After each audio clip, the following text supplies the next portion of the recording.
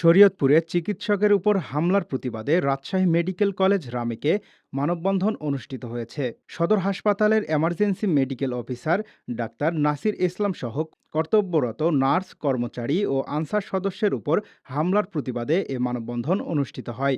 সোমবার বেলা 12টার দিকে Rajshahi medical college হাসপাতালের সামনে চিকিৎসকদের পৃথক দুটি সংগঠনের ব্যানারে এ মানববন্ধন অনুষ্ঠিত হয়। Doctors association of Bangladesh DAB ও ন্যাশনাল ডক্টরস ফোরাম ড্যাব চিকিৎসকের উপর হামলার প্রতিবাদ ও সুরক্ষার দাবি তোলেন মানববন্ধন থেকে। এ সময় ড্যাবের রাজশাহী জেলা সভাপতি ডাক্তার ওয়াসিম হোসেন বলেন, হামলাকারীদের দ্রুত আইনের আওতায় আনতে হবে। একই সঙ্গে চিকিৎসক, নার্স ও স্বাস্থ্যকর্মীদের নিরাপত্তা নিশ্চিত করতে হবে। ডাক্তার, কর্মকর্তা, কর্মচারীর নিরাপত্তা নিশ্চিত করতে হবে। 2 নম্বর দাবি হচ্ছে জনগণকে সরকারের পক্ষ থেকে মোটিভেট করবে, রাজনৈতিক নেতারা মোটিভেট করবে যেন তারা আমাদের গায়ে হাত না তুলে। তাদের যদি যৌক্তিক কোনো দাবি থাকে বা আমাদের কোনো অবহেলা থাকে, তারা আমার কর্তৃপক্ষের কাছে আমাদের বিরুদ্ধে অভিযোগ করবে এবং আমাদের বিএমডিসি সর্বোচ্চ আমাদের যে সংস্থা সেখানে অভিযোগ করবে। তারা তদন্ত করে যদি আমাদের দোষী সাব্যস্ত করে তাহলে আমাদের শাস্তি তারা দিবে। এ সময় জেলা ড্যাবের সেক্রেটারি ডাক্তার মনোয়ার তারিক সাবু বলেন, বিভিন্ন সময় বাংলাদেশে বিভিন্ন জায়গায় দেখা যাচ্ছে যে কোনো কিছু ঘটলেই তার জন্য ডাক্তার দায়ী, রুগী মারা গেলেই ডাক্তার দায়ী। আসলে হাসপাতালে রুগী আসলে রুগী যদি খারাপ থাকে রুগী মারা যাবে, ডাক্তারদের কখনো চেষ্টার কোনো ত্রুটি থাকে না।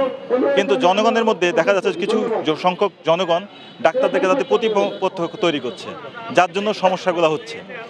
এছাড়াও ড্যাব নেতা ডাক্তার ফারহান ইমতিয়াজের সঞ্চালনায় মানববন্ধনে বক্তব্য রাখেন কেন্দ্রীয় ড্যাবের ভাইস প্রেসিডেন্ট ডাক্তার মোফাক্খারুল ইসলাম, ডাক্তার গোলাম কিবরিয়া ডন, অধ্যাপক ডাক্তার লতিফুর রহমান অপুসহ ড্যাব নেতৃবৃন্দ।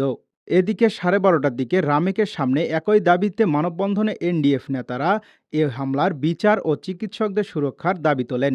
তারা বলেন, যে কোনো মূল্যে চিকিৎসকদের সুরক্ষা দিতে হবে। এনডিএফের কেন্দ্রীয় যুগ্ম সম্পাদক ডাক্তার মোহাম্মদ জাহাঙ্গীর বলেন, আজকে আমরা আহ্বান জানাতে চাই, আমাদের বাজেট বরাদ্দ বৃদ্ধি করতে হবে, ভঙ্গুর স্বাস্থ্য ব্যবস্থার পুনর্গঠন করতে হবে এবং এই স্বাস্থ্য সুরক্ষা আইন চালু করতে হবে। আর যারা প্রতিনিয়ত হামলা করছে, বিশেষ করে শরীয়তপুরের ডাক্তার নাসিরের যারা হামলাকারী, তাদের অবিলম্বে গ্রেপ্তার করে শাস্তির ব্যবস্থা করতে হবে। বক্তারা বলেন, চিকিৎসকদের নিরাপত্তাহীনতার কারণে রাজপথে দাঁড়াতে হচ্ছে।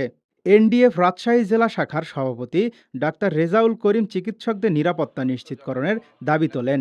আমরা এর সুষ্ঠু বিচার চাই, অপরাধী যারা রয়েছে তাদের সবাইকে যেন ধরা হয় এবং বিচারের আওতায় আনা হয় এবং এই ভবিষ্যতে যেন এই ধরনের ঘটনা না ঘটে সেই জন্য উপযুক্ত ব্যবস্থা নিতে হবে, এই দাবি আমরা করছি।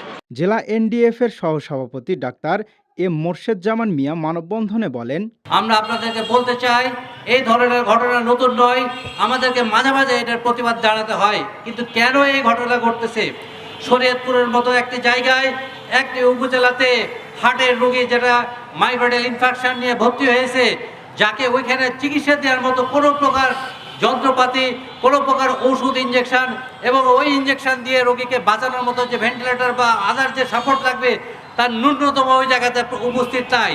এ সময় এনডিএফের জেলা সাংগঠনিক সম্পাদক ডাক্তার এএসএম আবদুল্লাহ বলেন, চিকিৎসক এবং স্বাস্থ্য সুরক্ষা আইন এটা দ্রুত বাস্তবায়ন হওয়া দরকার।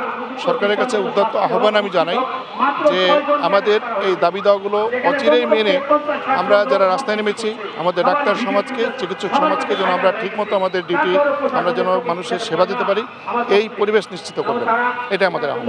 এছাড়াও এনডিএফের অন্যান্যদের মধ্যে উপস্থিত ছিলেন রাজশাহী মেডিকেল কলেজ শাখার সহসভাপতি ডাক্তার মোহাম্মদ আব্দুল বারী, সাধারণ সম্পাদক ডাক্তার মোহাম্মদ আব্দুল হামি, ডাক্তার শাহজাহান আলী টিটো সহ বিভিন্ন পর্যায়ের চিকিৎসকরা।